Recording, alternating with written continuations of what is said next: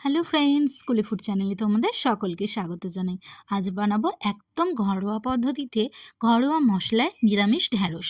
দেখো, ঢ্যাঁড়স তরকারিটা বানানোর জন্য আমি একটা ফ্রাই প্যান নিয়ে নিয়েছি, আর ওতে পরিমাণ মতো তেল এবং 1 চামচ ফোড়ন দিয়ে দিয়েছি। দেখো, ফোড়নটা খুব ভালোভাবে ভাজা হয়ে গেছে। এবার আমি দিয়ে দিলাম কেটে রাখা ঢ্যাঁড়সগুলো। আমি ঢ্যাঁড়সটায় আলু দিচ্ছি না, তোমরা চাইলে ঢ্যাঁড়সে আলু দিতে পারো। দেখো, এবার দিয়ে দিলাম 1 চামচ হলুদ। হলুদটা দিলে ভাজাটা খুব ভালো হয়, কালারটা আসে। এবার খুব ভালোভাবে ভেজে নেব। দেখে বুঝতেই পারছো ঢ্যাঁড়সটা অনেকটাই ভাজা হয়ে গেছে। এবার দেখো, আমি 1 চামচ নুন, লঙ্কার গুঁড়ো, দেখো পরিমাণ মতো হলুদও দিয়ে দিয়েছি।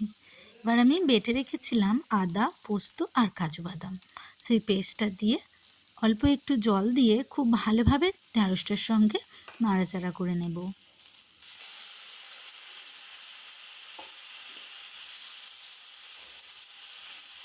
দেখো, জলটা ফুটে গেছে, বুঝতেই পারছো। জাস্ট 5 মিনিট ফোটাবো, খুব অনেক ফোটানোর দরকার নেই, কারণ ঢ্যাঁড়স খুব তাড়াতাড়ি রান্না হয়ে যায়। দেখো, হয়ে গেছে। এবার আমি ঢ্যাঁড়সটা নামিয়ে নিচ্ছি। দেখো, তরকারিটা একদম রেডি।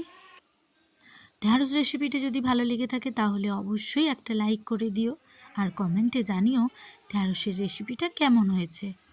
যদি ভিডিওটা তোমাদের ভালো লেগে থাকে অবশ্যই চ্যানেলটা সাবস্ক্রাইব করে দেবে। দেখা হচ্ছে পরের ভিডিওয়ে। ধন্যবাদ।